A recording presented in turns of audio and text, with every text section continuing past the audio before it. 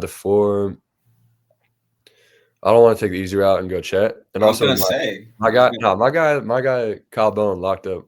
Chet had like 7 points on this and like I don't know, maybe like 10 the other games. So like he would I mean he maybe I'm just a hater, bro. Welcome back to another episode of Not Even D2. I'm your host, KJ Allison. Here with my boy and co-host Naruto Perdomo. If we're laughing, we had a little joke session before this, but we got a great episode for you guys today. But bro, we put some Final Four takes out last episode. Your shit smacked, mine not so much. But I just want to talk about the tournament a little bit, maybe the final game. You could take it wherever you want, but let's talk some March Madness. Yeah, excuse the laughter. You made me just laugh. You're a funny guy, bro. But yeah, so Final Four. I mean, it was a great overall just NCAA tournament. You know, all levels, honestly. D3, D2, D1. Like a great year for college basketball. You know, just a lot of conversations surrounding the sport.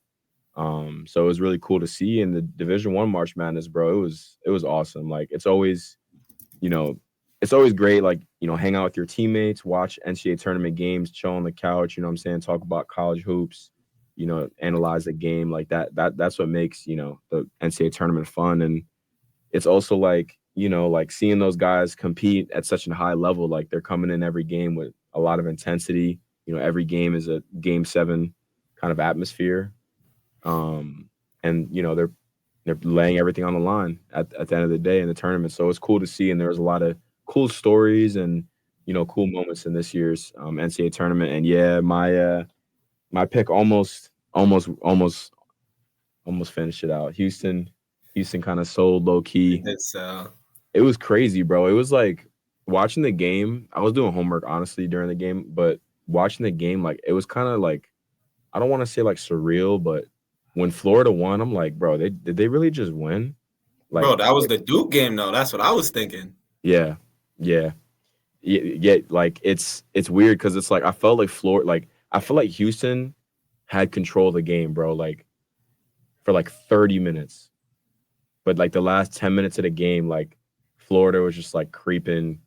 And I think maybe if Houston had like maybe another minute on the clock, maybe they would have been able to like, get a good shot at the end. But it felt like by the time Florida was coming back, like Houston looked like flustered and Florida had all the momentum. So Walter Clayton started getting going towards the end of the game. Yeah. Florida wasn't even playing that good, but they just, like you said, they like kept chipping away, bro. And basketball is weird like that. Like you can literally control the whole entire game. It come down to like the last 2 minutes, you'd be up double digits, and then shit goes wrong, and then you on the wrong end of a historic night. So yeah, definitely how it goes sometimes. I mean, bro, go ahead. No, I was gonna say like I think to your point about Florida didn't play well. Like, shit, they played well they played well enough to win a national championship. But I definitely agree with you because like watching some of the bigs in the first half, bro, like they just were not. They were not like the kid Condon, I think. Yeah. Like he's good, bro. He's a good passer and stuff like that, but he was not as aggressive as I felt like he could have been in that first half. Like second, I think the guy's name is like Haw or some shit like that. The big that got like a mullet. Yeah. He started being like way more aggressive in the second half, just like attacking the bigs and stuff because they were just trying to play Walter Clayton out top. Yeah, bro.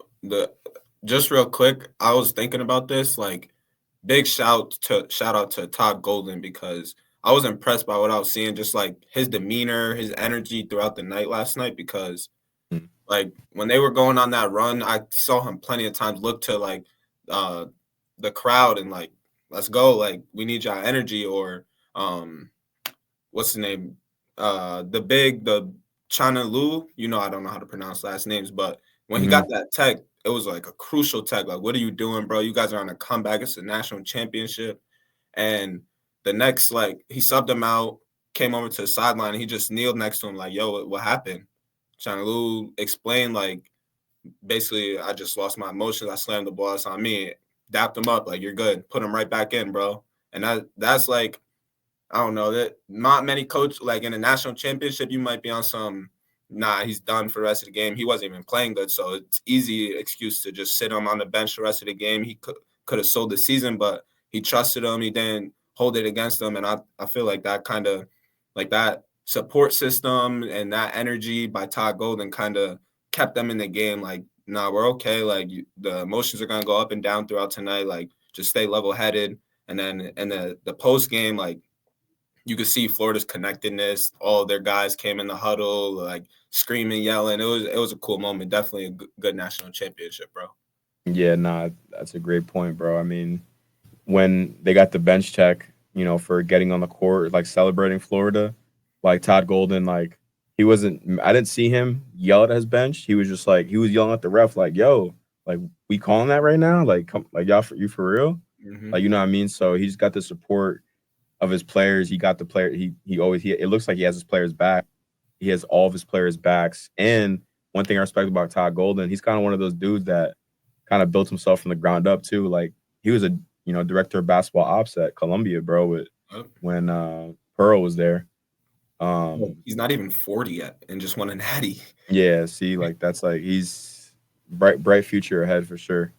Already shining, but yeah, I mean, we talking a lot about March Madness, and we could kind of transition into today's episode. We got Luke Barrett on today's episode. Luke Barrett, really like an interesting guy, interesting story in general.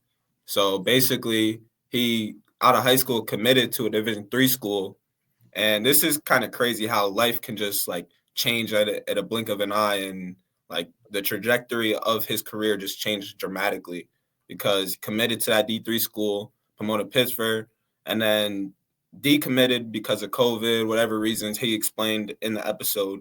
Went to walk on at St. Mary's, which is just a challenge in itself, taking a risk on yourself. And, the benefits came to him after, bro, because now you're talking about Luke Barrett, a starter on one of the best teams in the West Coast Conference, playing in March Madness all 4 years of his college career, making big shots down the stretch, and a big game in a 7-10 matchup. Like it was a really good conversation. I like my boy Luke Barrett, and he also has a bright future in basketball. But I want to hear your thoughts talking to bro. Yeah, shout out Luke for getting on the podcast. Shout out my boy Kyle Jasper for connecting us. I mean, it was crazy. It was crazy how like hearing his story on the telecast, right? Like it kind of reminded me of like Joel Palmer from last year. Like, we heard Joe Palmer's story while they were playing Texas or something like that, and we're like, yo, we gotta get this kid on the pod. And just like Joe, Luke's a great dude too, man. It was a great conversation. You know what I'm saying? Talking about his journey through basketball. I think like just he obviously like has played at a high level. So just the way he talks about the game, it was just a really interesting conversation. You know what I mean? Like he was talking about how like he's coming in as a freshman, sophomore. He's like, bro, I feel like I really buckled down and commit myself to the grind. Like I could be better than these dudes. You know what I mean? That takes a lot of confidence and like just trusting the work too. And I mean, he did it. He literally did it. Like he was a walk-on to starter at a 17-1 team in college basketball in conference. Like that's hard to do at the Division I level. You know what I mean? Like, and he's a bucket, bro. Like he's a bucket in my opinion. Like maybe his stats are not like that, but like watching his game, like watching the film, like he gets to it, bro. He's physical as hell. He crashed the rebounds. He could shoot it. So it was definitely a great conversation with bro, and I'm excited for the viewers to like hear his story because it should influence others too. Like it doesn't matter. Like just keep your head down and grind, focus on your own journey, and it'll play out how it's supposed to. Bro, you and I both say this a lot, but the work really always shows. Like the people that's just like you said, putting their head down, getting in the gym. That is no coincidence why those players are the ones that get the spotlight. But you said like his stats, bro, still averaged 10 and 6 on like not that high of a usage rate. So yeah, he's doing what he's got to do. But also, I want to talk about Coach Bennett real quick because he's also one of those coaches that just like keeps his head down, bro. You don't really hear him in interviews or him talking like, oh, I did this, this, and that, because he could say that. He's a 6-time coach of the year in the conference. He's won plenty of games, made it to March Madness, I think 12 times in his career already. And it's just like what Luke was telling us about what they're doing in practice, how they're scouting. Bro, you're like this is a distinguished coach. Like a lot of coaches kind of taking their foot off the gas, and when it comes to like discipline, high major guys or like high level guys, but he doesn't care who it is. He's gonna keep his culture, and his consistency is just up there amongst the best, bro. And I feel like the WCC, it doesn't get a lot of credit just because I was telling you earlier, it's not that good of a conference. It's just Gonzaga and St. Mary's, but like Coach Bennett deserves more credit in my opinion, bro. I mean, building onto your point, like you talking about creating culture. We had a conversation about, overseas players coming to play Division I basketball, bro. You know what I mean? And, a lot of those players, I'm guessing are coming in. Maybe their head is not as high as like a player in the States who you have the recruiting system, the 5-star system, that have, all these AAU coaches around them telling them they're good. You know what I mean? Where in Europe, you're coached a little bit differently. You're playing pro from like a young age, but still like it's probably a little bit different. And he's just bringing in like high character individuals like Luke to the program that's, focused on the grind and just trying to be the best player that they can be. But definitely interested to see, the reaction we get from just the conversation about overseas players coming to Division I playing basketball, because I do think that could be a trend for the future. Yeah, no, it's a good show. And this is a really good episode. We don't want to keep the intro too long. Let's hear from Luke Barrett, really good player, and enjoy the episode.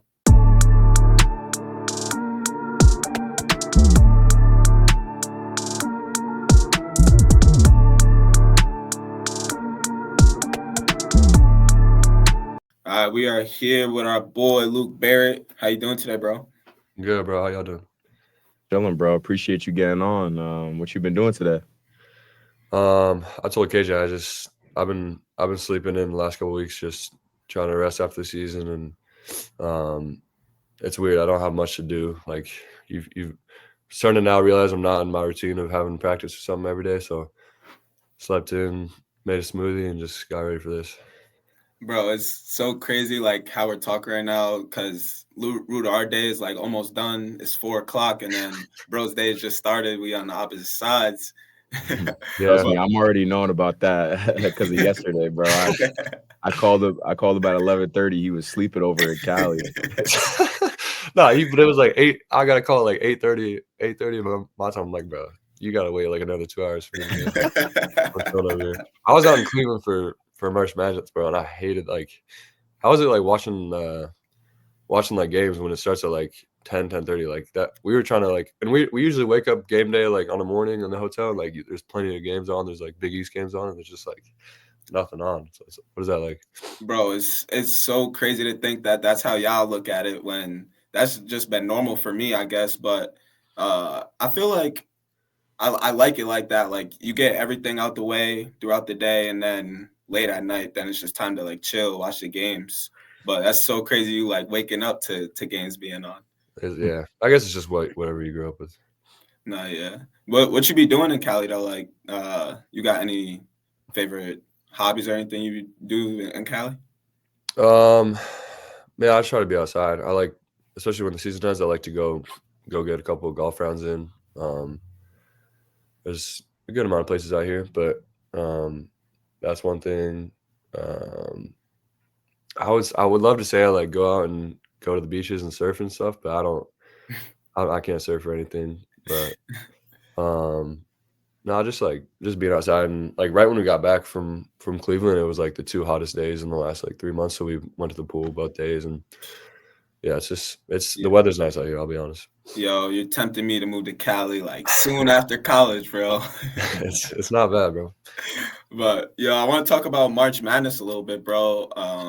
Especially like we could talk about the tournament as a whole and later on, but I want to talk about like SMC, St. Mary's run this year. You guys beat Vanderbilt. That was a gritty game. We was talking. It wasn't the prettiest game, but you guys got it done. You hit a few big shots towards the end. So I'm just curious, like, about this year's run. We can start with that, but then also like some of your favorite memories, because y'all made 4 straight NCAA tournament appearances. So talk to me about that.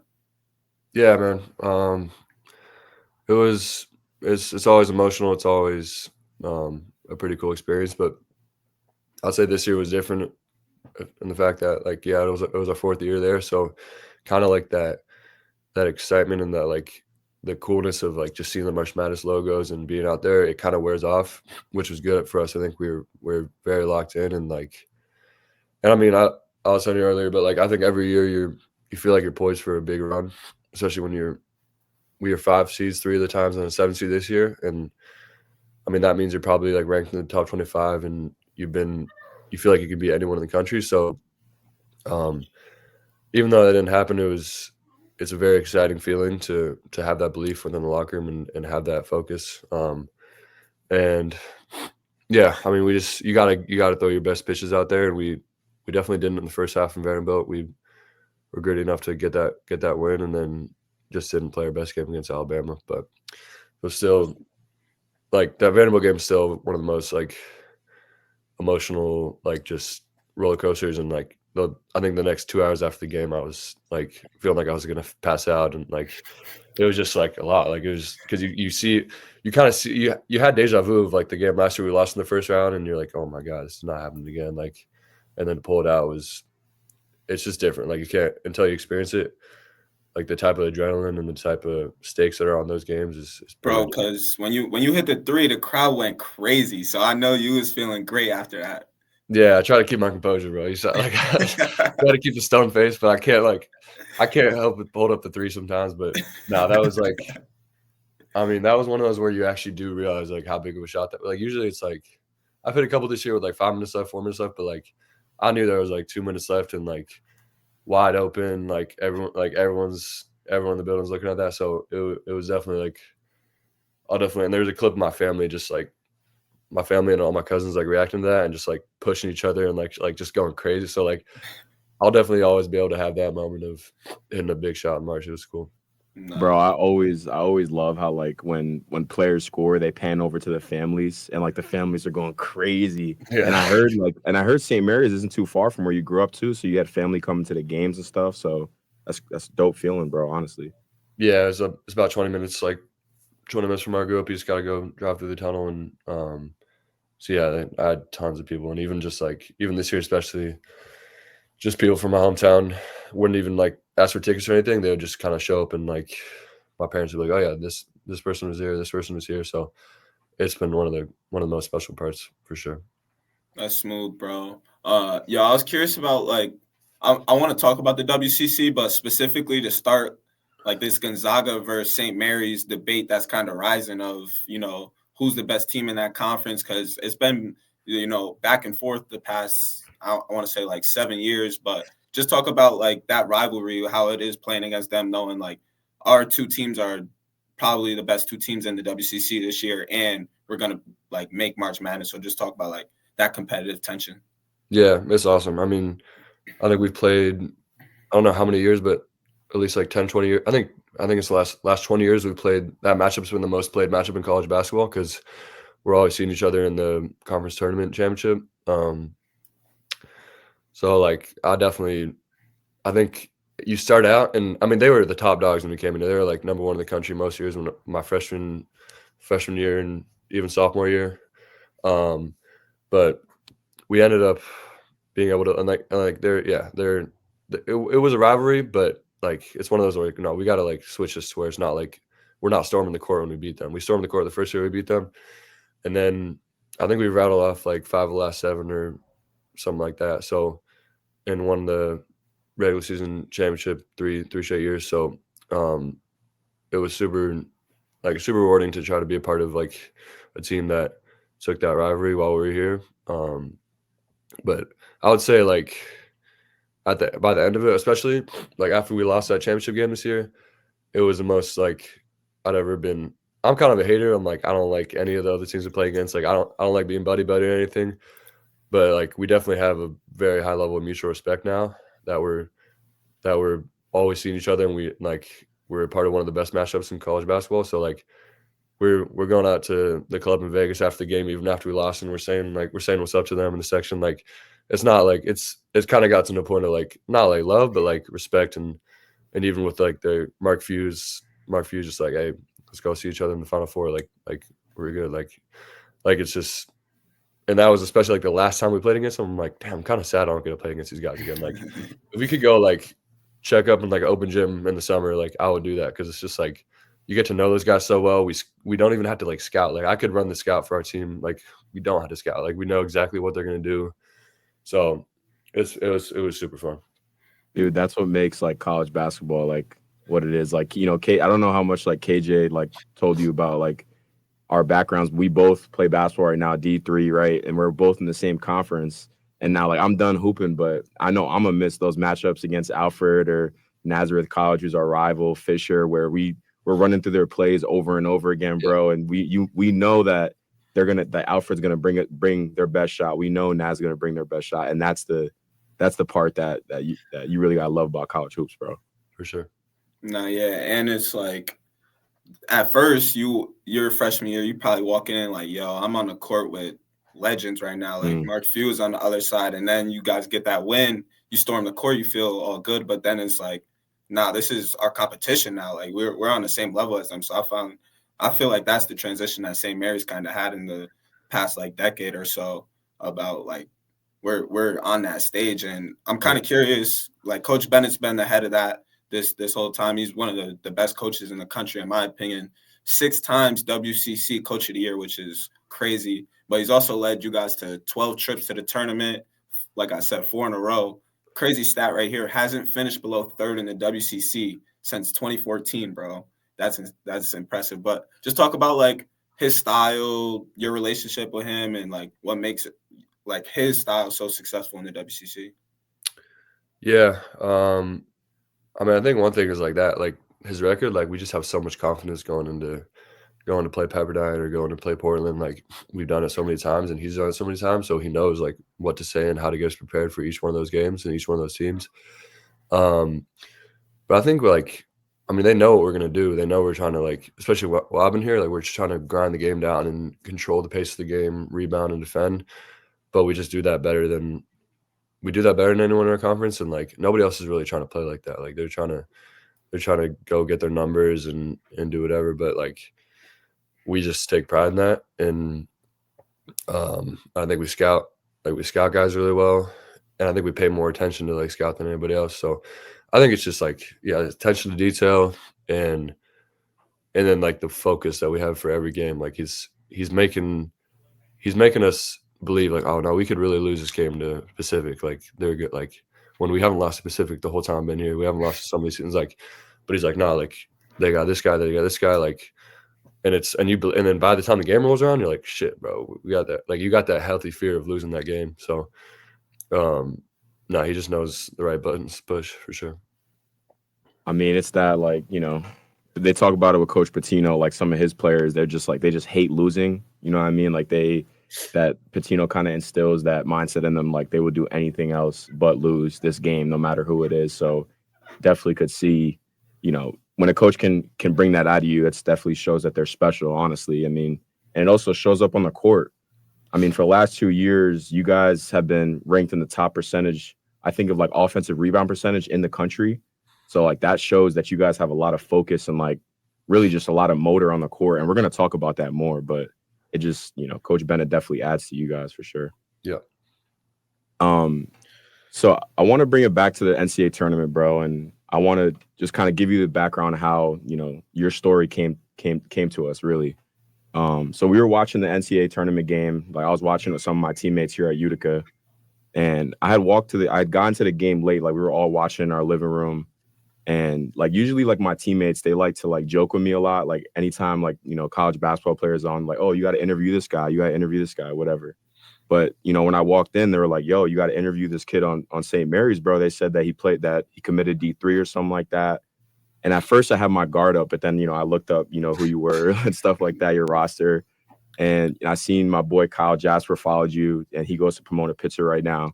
So I was like, oh, this could be interesting. And basically with the telecast, what they said is that you originally committed to Pomona Pitzer, which is a D3 school in California, competing in the SCIAC conference. But then towards the end of your senior year, you received the preferred walk-on offer at St. Mary's.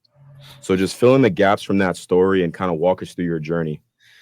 Yeah. I was committed the whole way I was trying to get some D1 looks, but have anything. I was talking to St. Mary's a little bit because I met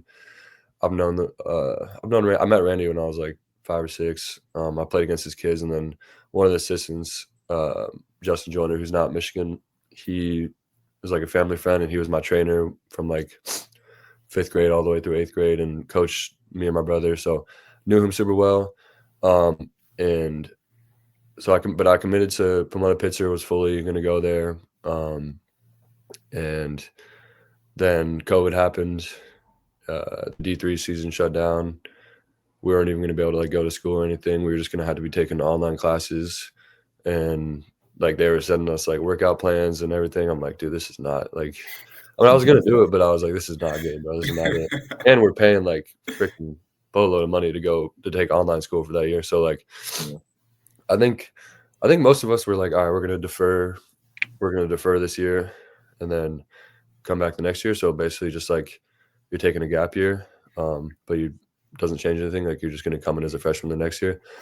And then I don't know what the timeline like exactly, but like pretty soon after I made that decision, Justin called me, and it was like midsummer. Like the team was already there. The St. Mary's team was already like on campus working out. The new freshmen were already there, but he called me and said, like, you could come walk on here. And it was at first just like, come try it out for a year. If you don't like it, like you can go back to Pomona Pitzer. But I think it'd be a good opportunity for you. And so I started definitely seriously considering it. But yeah, it was tough to like make that phone call to Coach Cat at Pomona Pitzer. And then I literally had one, I didn't even go on a visit. I had one call with Randy Bennett, like a 5-minute call. And he, so then I went over there like August or so, like, yeah, maybe mid-August, and had a couple weeks of summer, and then was just right into it. And I think within like 2 weeks, I was like, yeah, I'm gonna stay here for sure. Like, it's just like, one, because the team and the culture was so elite, and like I couldn't imagine leaving those guys. But also, like, I felt like, all right, I can, not right now, but like I can end up playing here if I just buy in fully and like throw myself in this program. I'm gonna be able to work my way up, and pretty much what they said at the start is what happened. Like, they're like, you're going to redshirt freshman year, but sophomore year, maybe you could try to play a little bit. Junior year, you should be able to play. And then that's what happened. Like, sophomore year, I played in a couple big games, but was mostly just playing in garbage time, and then got a scholarship after that year, and then played in the rotation like 10 minutes a game my junior year, and then went from there. So, yeah, it was a pretty lucky thing that happened, and I'm grateful that I ended up here. I think it was the best spot in the country for a walk-on to be. I have friends that are walk-ons at like Purdue and places like that, and they just never really get the chance. So, I mean, even after I got on the scholarship, they didn't treat me like different than I was when I was walking. Like they always treated me like a scholarship player in a way. Like they always treated me like they coached me as hard as anybody else. They expected as much out of me. So, it was the best decision I ever made. Bro, that is super tough. And you said that it's like luck. I want to picture that as luck, bro. You bet on yourself and you work for it. So it's not really like, I mean, maybe you're saying you could have ended up at a school like Purdue and it not worked out like that, but you put the chips on Luke Barrett and became rich from that, bro. So respect to you. And I want to kind of hear about like your walk-on experience, because I mean, not many voices or like spaces talk about what it's like being a walk-on college basketball player, but you're saying like you're being coached just as hard as someone that's their school is paid for. You got to work just as hard, but like you're just not receiving all the benefits from being like a scholarship player, and you're not playing at that. So just talk about like that, and then what your mindset was, how you kept grounded, worked through it all to, get a scholarship. Yeah. I would say I could talk about like how mine was pretty unique, because I came in and there was like 3 other guys at my position in my class. So like it was if they're going to take a walk on, like my position wasn't what they needed, but it was pretty loaded on my position. And then there was also so there's a starter, and then there was 4 of us like trying to fight for that backup 3-man minutes. And I'd say early on, like I was definitely on the bottom of the totem pole, and like I'd have to fight for minutes in practice, and like because there's at the end of the day you still are the walk on, but I just had to kind of slowly like outwork those guys, and I could see like I can kind of remember like points where I was like, all right, I'm better than this dude, like I'm gonna beat this guy out, and like I'm gonna outwork him, and I think one of them transferred after. I don't think anybody transferred. Yeah, two of them transferred after sophomore year, and then one of them like quit like and went back to Estonia like right before my third year. But basically, I just took pride in like, no, I'm beating these guys out, and like they're leaving for reasons like outside of me too. But like partly like I'm beating them out, and like and I'm kind of getting rid of those guys and then taking that position. So that was like the most like. That was a cool part of my journey, and I think it like really helped me like just drive me like looking at like those matchups, and like we're friends, but like when we're in like open gym together, I'm counting his buckets too, and like I'm trying to beat these guys every day in my approach and like the way I work. So yeah, like I think more and more I was seen as like less of a walk on, and like no, I can play, and yeah, I don't even remember what the question was, bro. I just got like carried away thinking about Nah, that. I fuck with that answer, bro. Bro said he was counting bucks. Real, Dude, I feel like a lot of it with college hoops is like it's like attrition, bro. It's like chopping away at it. You know what I mean? Like it's just over time who can kind of stay the longest, who can kind of put in the most time, effort, you know what I mean? And that's kind of your story, bro. You obviously took your opportunity and ran with it, like you said. Yeah, 100%. Yeah, bro. It's and I'm kind of curious too, like about this culture too with St. Mary's, right? Like I said, like we're gonna talk more about like the statistical side of it, but like watching St. Mary's play, like you guys are all like hard nosed, like just great basketball players, bro. Like you guys are all like tall, strong, you know what I mean? So I just want to hear about this culture that you guys have there, and kind of, you know, Coach Bennett's like development getting you guys to like the players you are today. Yeah, I think he gets us to play good basketball, like just not unselfish and smart and disciplined basketball. And like if you watch our open gyms, I'm like coming off on balls and I'm like shooting like pull up threes and stuff. Like, I mean, I shot like one off the dribble jumper all year this year. Like I'm like, you know, like you kind of everybody has sacrifices they kind of have to make, and I think we start at the very baseline with like the fundamentals, and one of the first things we do is like a defensive practice where we just like, nah, this hand's here, your head's right on, like when you're closing out, your head's on this guy on the inside shoulder, your foot is like slightly above this foot, like all those little like details that maybe not everybody does. I mean, I don't know what everybody does, but I know with that and like shooting and all footwork, like the post guys do so much. Like the post guys are always good in our program, and they're doing post progression like footwork every day and like just drilling it out. So like I think we repeat a lot of the same drills. Like we're doing the first hour of practice is the same every day. The individual workouts in the summer are the exact same pretty much every day. So like we're getting what's important, and then we're just drilling it out to where some of the most like satisfying possessions of basketball I've played is where you're on defense and like you got 5 guys out there that have been in the program, and then you're not thinking, you're just kind of in that flow state, and you're doing your job. And then maybe one guy gets blown by, this guy rotates. Like, you know, those possessions where it's just like everyone's on a string and everyone's just doing their job without thinking. I think that's what our development looks like. It's defensively and offensively. Like offensively, we had a lot of possessions this year where we use all 30 seconds of the shot clock, but there's no panic. It's just like, all right, that on ball didn't work, kick it out, penetrate, kick, next on ball. Like it's just like we're training ourselves to be programmed to just play the right style of basketball and play smart. I mean, yeah, you guys are getting to 2 feet, making that, you know, skip pass, whatever it may be, making that extra one too for, you know, a teammate that's hot. You say get to 2 feet, it gives me like PTSD, bro. From because I like to like that's like one of the most common like, and I like to. I mean, I'm not saying I like to play off 1 foot, but like early on, I would definitely just like drive into my head down and just like go with whatever. But like, I mean, the amount of times I heard get to 2 feet is like crazy. Like but it works, bro. Watching your film, like obviously, like you could shoot it, right? But like I feel like I see you get into like the Barclays a little bit too. Like when a drive, like someone cuts you off, you like putting your you putting them on your back, you know what I mean, and like surveying the floor, being physical with them in the post up, trying to, you know, use your size and your frame to, you know, get an advantage.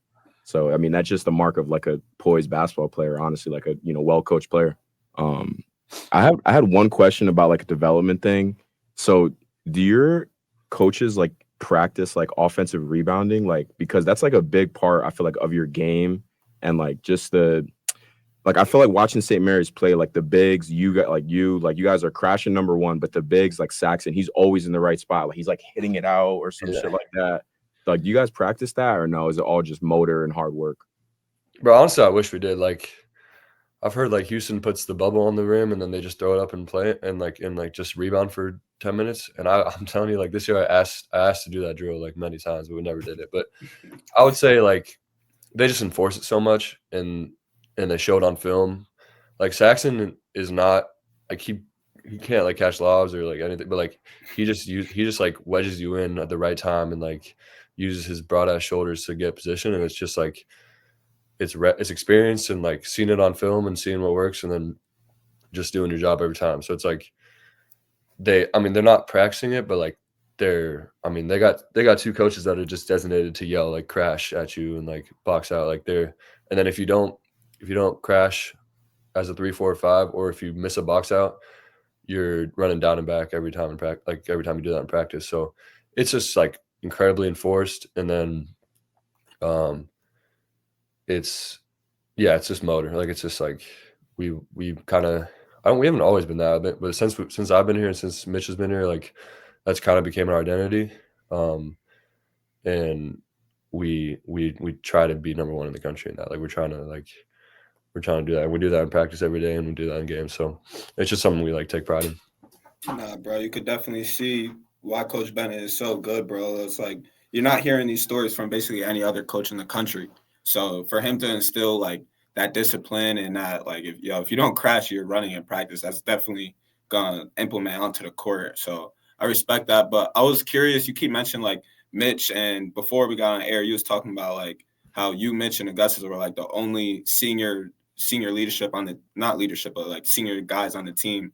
So just talk about like y'all three relationship coming in together and you know how that's developed over time. Yeah. So I came in the same class with Mitch and we've been living together since sophomore year. And Goose we were like cool with Goose early on, but the two guys in his class left and he didn't really have like you kind of have like these little cliques of who you hang out with off the court, and he didn't have one. So after sophomore year, we took him in kind of under our wing and then we moved in with him. And that's like that's when he got his starting job. And that's when he like became the player of the year 2 times. So like, I think we helped him just like find because he's from Lithuania and he hadn't loved this place yet. Yeah. He hadn't found his home here yet. And he hadn't found like exactly how he could help us on the court. Like he just hadn't become the player he is now. So, since that, 2 years ago, like we've been inseparable, and it's been super cool just like becoming the senior leaders this year, and we've obviously had conversations about like where we want to take it, even going back to last year. Like before we knew we were going to be captains this year, but like so we're kind of plotting like how we want to run the thing and how it's going to look. And yeah, this year being like all the three top minutes getters on the team and being the leaders was pretty special, and it's helped our relationship grow off the court too. So it's been cool. Super special, bro. Especially like y'all coming in, and it's constant improvement from all three of you guys. Like I was looking at Augustus' stats. You mentioned now he's in like player of the year contention and stuff every year, but like his first few years is averaging like three points a game. So it's crazy that you guys all kind of grew into, you know, some of the top players for St. Mary's. But stay with us while I take a quick break. We're back with Luke, Barrett on the Not Even D2 pod. So, bro, last episode we was talking with this kid who plays at Davidson, and he had this like interesting concept. Basically, instead of NIL, where it still allows like, you know, college basketball to be all over the place, the transfer portal all over the place, we should just do it to where if you commit to a school to play like basketball or whatever sport, you're signing contracts, so it's not NIL. So you're like kind of in that space. I know it's the WCC is still classified as a mid-major, but you and Gonzaga are kind of like high major basketball programs. I was wondering just like your perspective on that, just because you're kind of in that space. What you think? Yeah, I mean, do you mean like multi-year contract or you get, so like if I transfer and I have 2 years left, like I'm signing a 2-year contract or yeah. No, I think like in a perfect world, I think that would be better because like if you're trying to make it like pro, then yeah, like they're committing to you, you got to commit to them. And yeah, I mean anything that can like bring college basketball a little bit back to normalcy, I would love, because it's just like I saw it without NIL and it was way more pure and I liked it better like that.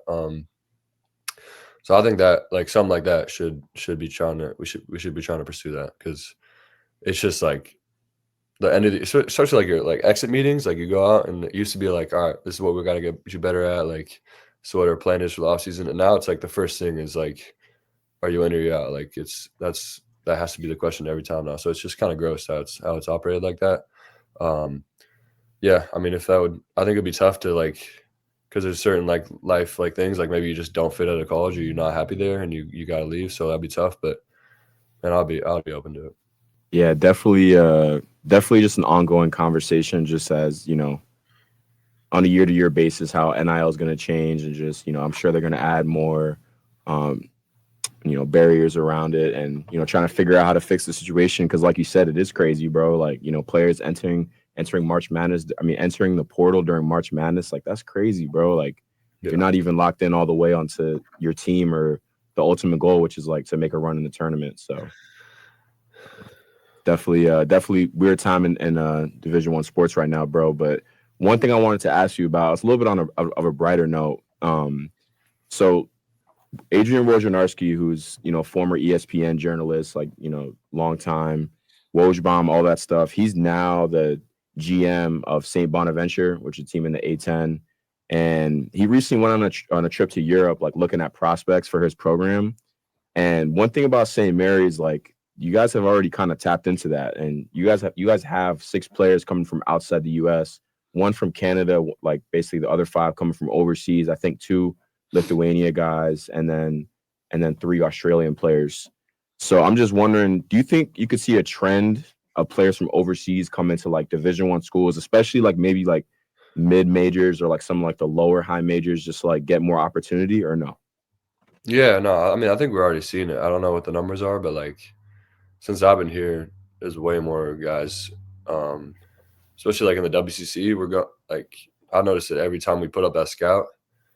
Like the guys, it's like half the team, at least of every team. It's like Lithuania, Germany, like France, like everybody. So, I mean, I think that game, obviously we know the game's like growing over there, and you see it in the NBA, and it's growing everywhere. So, like, I don't see why it's not going to keep growing over here. And usually the guys that come over, especially the ones I played with, like they're playing really good basketball. Like I mean, I played AAU and everything, but like sometimes, especially what we're trying to play, like guys that never played AAU and they're just playing like good pro level basketball over there, they're playing smarter basketball and they're playing like they know how to play and they're talented. So I think it's going to keep growing to where like every team's got a few at least, and some teams have like half of their guys are from somewhere else.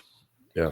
Ruda, I definitely think this is a trend, how you like specified mid-major, because I feel like at the high major level, it's more like they're getting the best guys and not like their coach isn't really implementing like structured offense or complicated plays.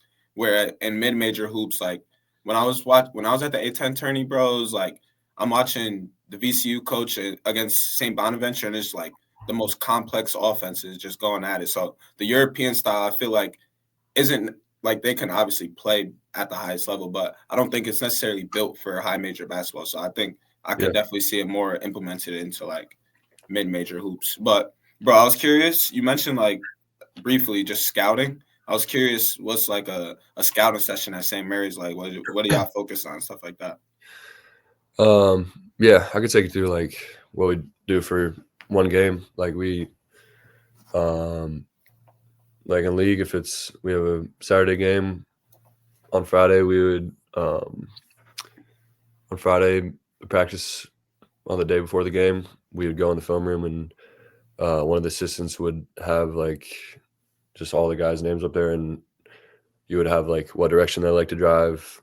You basically say like no right, no threes, or no open threes, or no wide open threes. Like box this guy out, nothing easy, no drop offs, like just like everything that they're trying to do. Basically, like what they're trying to do on offense. Like you say, like maybe they're playing this guy plays steals or this guy does this, but yeah, it's just like all their tendencies of all the guys that play, and then their stats, and then coaches putting up the keys to the game, and like which are usually pretty much the same. It's just like take care of the ball, no trans, no threes, like contain penetration, whatever, like smash the boards, like just all those things. And we're putting those up the day before the game and kind of just marking their shooters and marking who our matchups are going to be. And then we only watch like 20 minutes of film. It's just like their sets and what they try to get to, and then personnel film, 6 or 7 clips of each of the guys, and then in practice that day we'll go over like their on balls that they run. We'll guard those, or if they're running like zoom action or Spain or whatever, like we'll go over kind of what they get to, and then do about like 30 minutes after practice of just running through their sets with the scout team.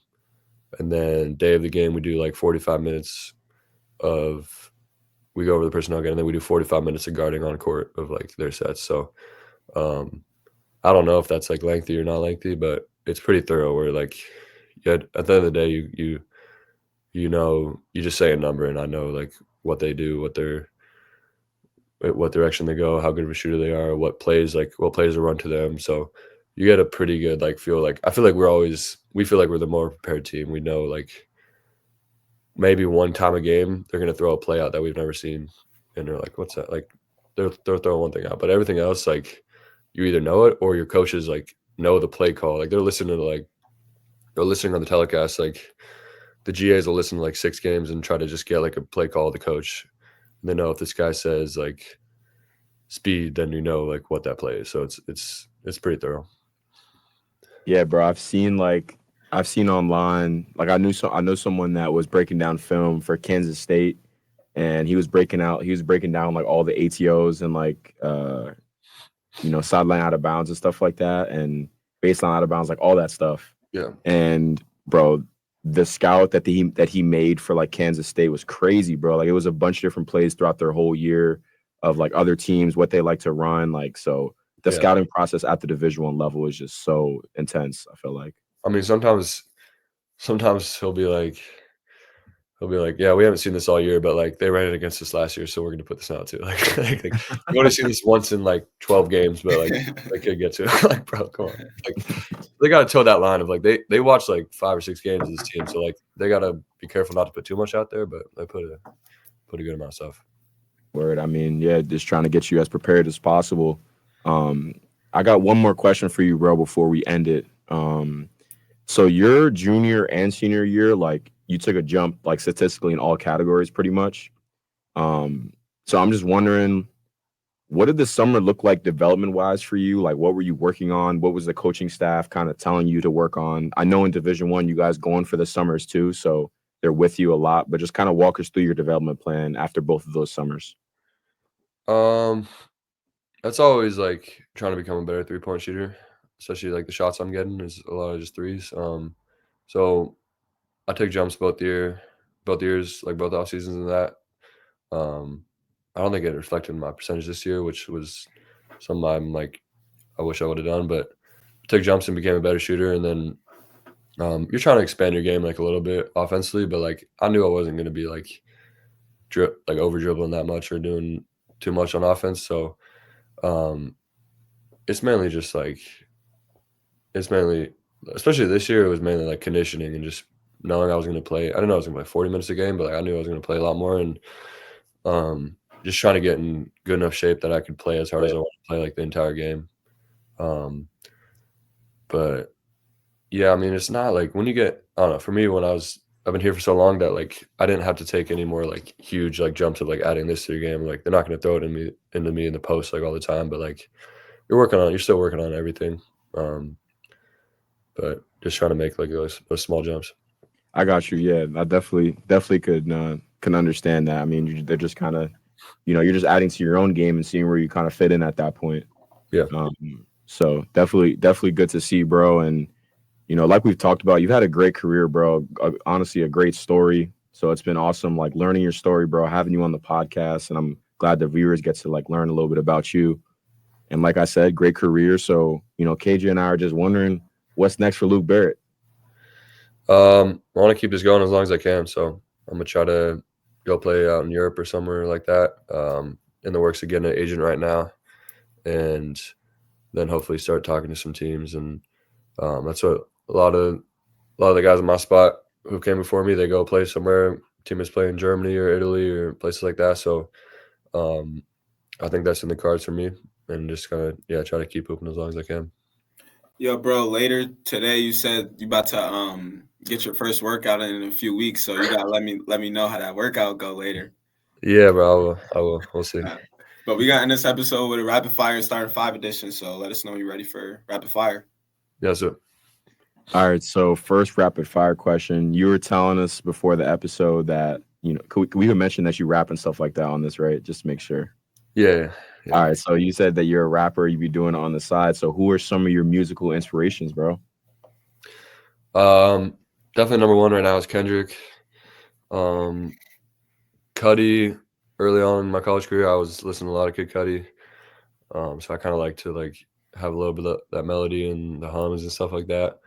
But I like to I like to listen to all rap, but I've really tried to listen to more of a broad horizon of things. I like to listen to a lot of 70s music. My dad loves 70s music, so listen to a lot of Grateful Dead right now, Beatles, and I even love Billie Eilish, Adele, and just everything. So I'm kind of trying to be a student of music. Not that I'm trying to be a musician in my career or a rapper, but it's fun for me to just really know it better and learn about it. I mean, it's only gonna get you better, bro. So that's definitely cool to hear that you're, trying to, see what else is out there and trying to, branch out. But the next rapid fire question I got for you, bro, what was your favorite arena that you played in, throughout your 4 years?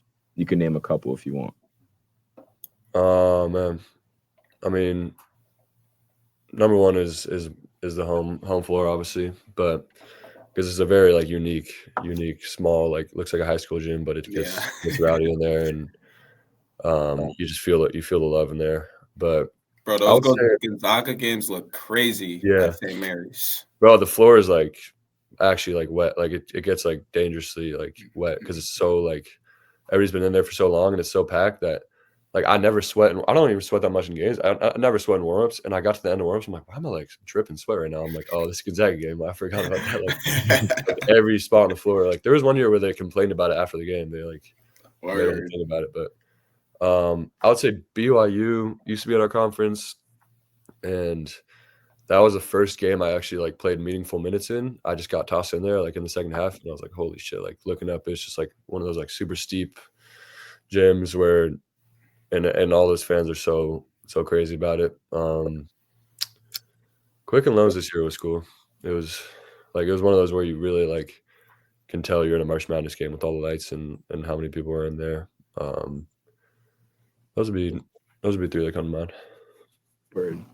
Next rapid fire question: name 2 or 3 of your funniest teammates that you've had throughout your career at St. Mary's. First one comes to mind early on was Dan Fotu. He's from New Zealand. He's one of those guys with the sleeve tats and just Islander, and he's just it's hilarious, bro. Just he's the one that you want to go out and party with, and but he's a jokester too. And then man, some of them guys like this guy from Estonia, Lemon Bachler, was just he wasn't trying to be funny, but he's just hilarious. The way he the way his accent and the way the stuff, because they're kind of broken English. Paulius Marčulionis is here. He's from Lithuania, and he just says the funniest shit without even trying to be funny. So I would say those. I'd say Alex Dukas from Australia. He was traditionally funny. He was just a very, very funny guy to be around. No, that's a fact. The foreign presence definitely like they usually are just comedy around our culture for some reason. But we're gonna end this episode with a starting 5 edition, and we was talking off air, bro. This might be the craziest edition. So, you're a coach assembling a lineup, point guard through center. Who's your lineup gonna be? And this edition is gonna be WCC players. And you asked me like, should you do it when you were actually getting minutes or throughout your whole career? And I'm gonna say like whatever you want to do. So it could be throughout your career or like through the last 2 years. Yeah. You just tell me where they played at. Yeah. Yeah, man, the one stuff. I'm gonna give it could be Jalen Suggs for sure, but Andrew Nembhard was different. Like and I think I played one game against. I don't. It's hard to. The years mixed together, but he was there a little longer than Suggs. He was just like he played so smooth and controlled the game, and he was obviously on the Pacers now, and he's doing well. I'm gonna give a shout out to a non-NBA guy, but Cam Shelton from LMU. He was like he killed us, and he actually beat us one year that like we should not have lost. We never really try to lose to those mid-level or bottom-level teams in our conference, but he like dropped 30-something on us, and like I remember being at the end of that game, and they were just bringing my guy up to set a vert with him, and then I'd have to like either show up or like switch on to Cam Shelton, and they're just like, I'm like, damn, I'm getting hunted right now, like. But he was just like a fucking pit bull, bro. He was a dog, and he went and beat Gonzaga on the road that year too, so you'd have to make that cut. 3 is the easiest one is J-Dub. He was that boy. Player. I mean, he was like out of nowhere, but like you could tell right away. We put our best defender on him, and he was just cooking. Like he almost bounced us out of the conference tournament. He like back rimmed a game winner on us, but like he was carrying that team, man. Like he was ridiculous. And it just like looked like a pro, low key, I'm surprised you said that's the easiest one though. But keep going. Yeah, I don't know. He was. I mean, maybe the easiest one is Timmy. Timmy was. I'll put Timmy at the 5 because the type of like scout you had to put against him was like so crazy. Like we were so detailed. Like when he makes this move, we're doubling. When he makes this move, we're just something like it was just like you got to be in his lap and you got to try to take him away. He was crazy. And then at the 4, I don't want to take the easy route and go Chet. And also my guy Kyle Bowen locked up. Chet had like 7 points on this and like I don't know, maybe like 10 the other games. So like he would I mean he maybe I'm just a hater, bro, but like let me go Eli Scott, bro. Let me get Eli Scott. LMU. He played at LMU. He was like just like he wasn't like as like efficient maybe as other guys, but like you would just look up and he'd have like 25 points and like 10 rebounds because he's just like relentlessly just like physical and he's always going to get a deep catch in there. So he was tough.